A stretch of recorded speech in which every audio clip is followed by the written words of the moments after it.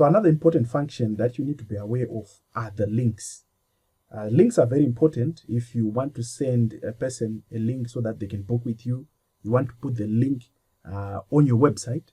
There are different types of links that you can make use of. So let's talk about these links. Remember, I have 3 users. Let me show you the users that I have. Because I'm in the owner's account, I can see the links for all of the users. So if someone wants to go to the landing page for Elizabeth and COA meetings, this is the link that is used. So right now, let's use the link for Yogi Delights. Let's just click it and see what comes out. As you can see, we are seeing all the 3 meetings that are under Yogi Delights here. All of the 3 meetings come out when we click on that meeting link.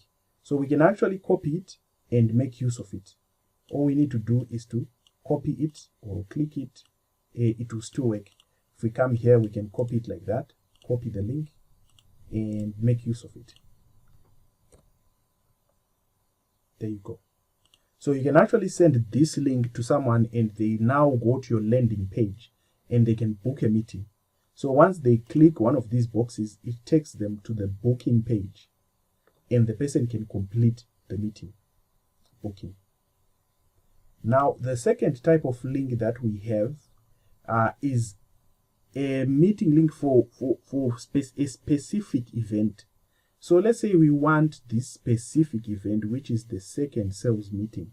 We simply copy it and we send it to a person. And once they put it in their browser, or once they click it, it takes them directly to the second sales meeting booking page. So these are the links that are there.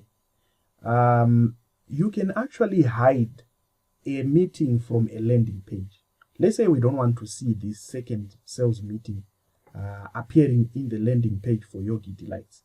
All we have to do, remember Yogi Delights is the company that I used to open this account with. So we just click second meeting. We go to this section which says when can people book this event. It's actually hidden at the bottom. You can make it a secret event.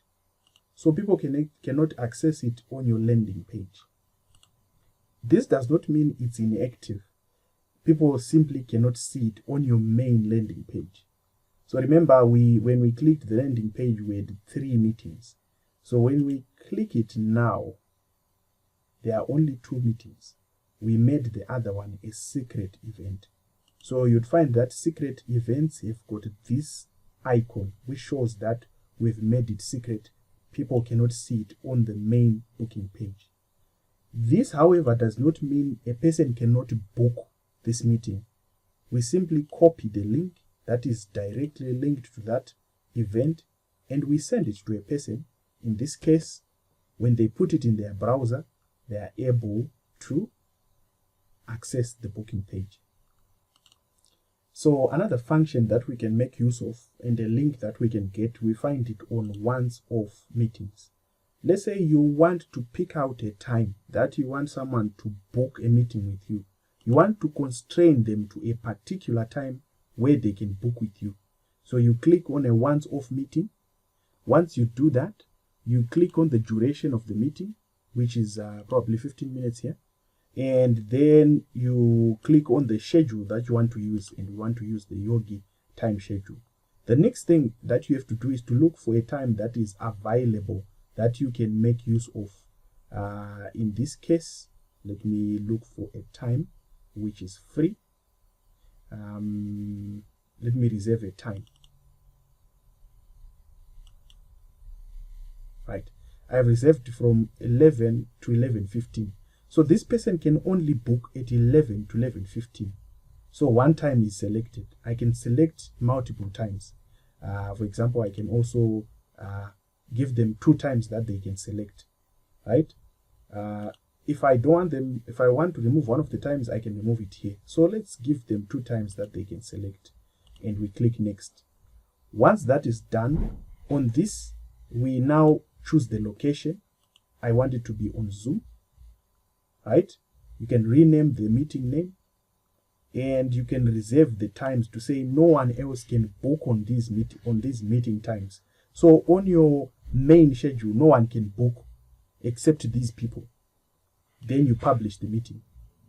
The next thing you're doing is to copy the link and send it on email to that person.